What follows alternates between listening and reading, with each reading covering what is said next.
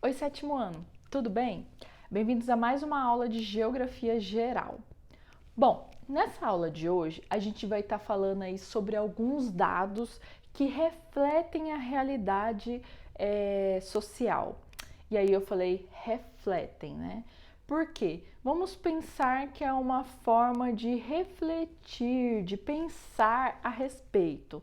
Não que vai trazer, que vai mostrar o que acontece realmente, mas esses dados, eles são importantes para a gente ter uma noção do que acontece, né, real ali com as sociedades. O primeiro seria sobre as pirâmides etárias, sobre a pirâmide etária em si, né? Então, vocês vão encontrar aqui para responder as questões 11 e 12 um texto. Esse texto ele vai estar fazendo uma explicação aí de como funciona, como a gente pode entender a pirâmide etária. E duas pirâmides etárias aqui para a gente fazer esse exercício, né? A primeira pirâmide etária é de 1980 e a segunda é de 2007 e é sobre o Brasil.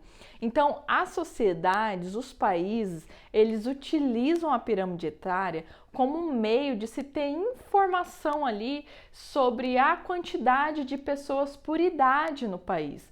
Isso é de extrema importância porque se a gente tem, aí a gente vai saber que a base da pirâmide etária, ela tem relação com as taxas de natalidade, com quantos bebês nascem, né? Então, a base como um todo seria as crianças, os bebês e crianças, né? Então, se a gente tem uma pirâmide etária no país que a base é larga, então as políticas públicas, elas têm que ser voltadas para esse público, né? Então tem que ser voltado para médicos pediatras, médicos obstetras, porque são os que fazem o acompanhamento das gestações e fazem o nascimento, para a gente ter um número muito menor de taxa de mortalidade infantil. Então tem que ser investido nesse setor da sociedade. Então, a partir da pirâmide etária, a gente consegue ter essa informação para organizar aí a sociedade. Então, é um recurso muito importante aí de entender. Bom, então, como eu já falei, a base da pirâmide etária, ela vai trazer a informação aí desde os bebês recém-nascidos até as crianças e adolescentes, né?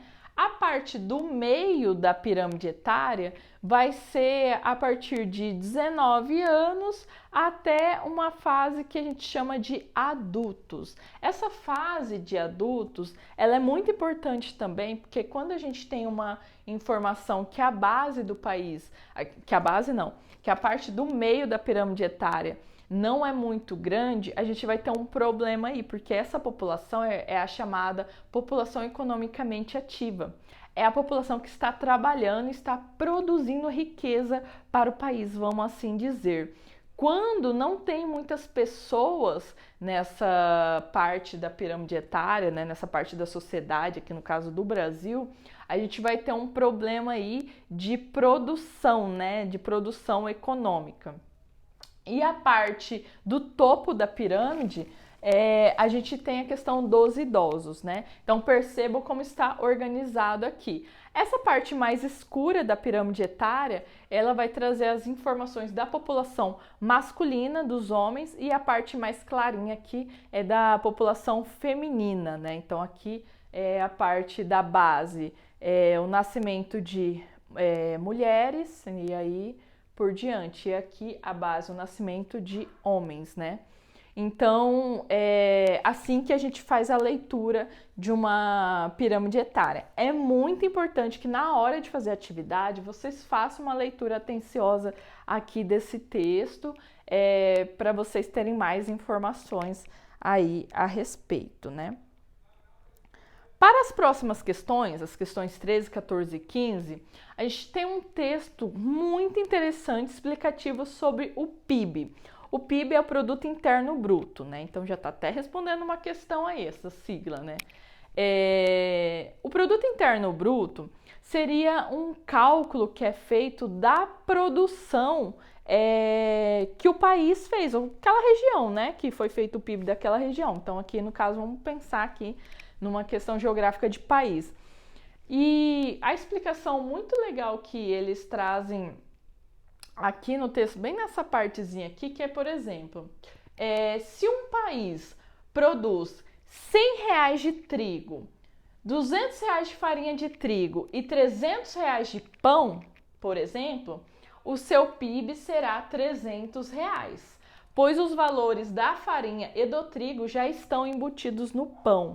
Então, dos produtos ou serviços que a gente produz em um ano, vamos colocar um tempo de um ano, a gente pode produzir trigo, farinha, ok. Mas o preço mesmo, com esse trigo e com essa farinha, a gente produziu o pão e vendeu o pão por R$300, então o cálculo do PIB vai ser esses R$300 do pão, porque a farinha, o trigo e a farinha já está embutido nesse valor de R$300. Vocês entenderam? Então o PIB, ele tem essa relação com todos os produtos e serviços que o Brasil produz em um determinado ano. E é nesse preço final que chega ao consumidor. Então não importa se a gente, por exemplo, plante café.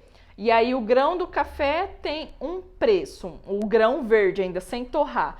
Aí o grão torrado tem outro preço. Aí a gente vende uma torta de café que tem outro preço. Então não importa o preço do grão verde ou do grão já torrado, importa o preço final da torta de café que é vendido. Aí pode ser, vamos pensar aí, para o mercado externo. Então esse dado, o PIB, ele é muito importante para estar entendendo o quanto o país produziu. E aí a gente, aí no texto aqui traz a questão, como que é feito esse cálculo, quais dados são utilizados. Muitos dados utilizados são do próprio IBGE, que é o Instituto Brasileiro de Geografia e Estatística, que tem esse trabalho de fazer o censo, de trazer esses dados aí, mas também outros dados de outras instituições privadas, instituições internacionais. Então aqui está compilado, está trazendo quais dados são esses que são utilizados. Para que é utilizado o PIB? Qual que é a importância do PIB?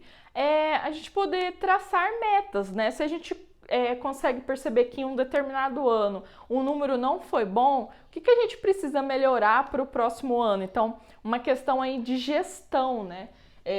Então, traçar a evolução do PIB no tempo, comparando o seu desempenho de ano a ano. Então, se a gente melhorou, não melhorou com o passar. Lá, nós estamos agora em 2021. Como que foi o PIB em 2019, 2020? Então, né, fazer essa linha do tempo aí para ver como que foi, se melhorou, se não melhorou, o que pode, né?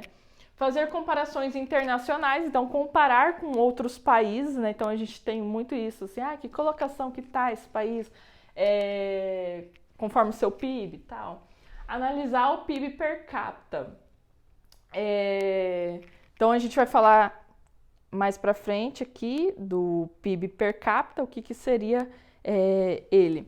Mas assim, de uma forma geral, eu queria dizer que o PIB, ele é um dado importante de entender aí essa questão da produção de serviços e produtos, mas ele não vai traçar a realidade do povo ali, porque aí a gente chega no PIB per capita, que é o pequeno texto aqui das questões 16 e 17.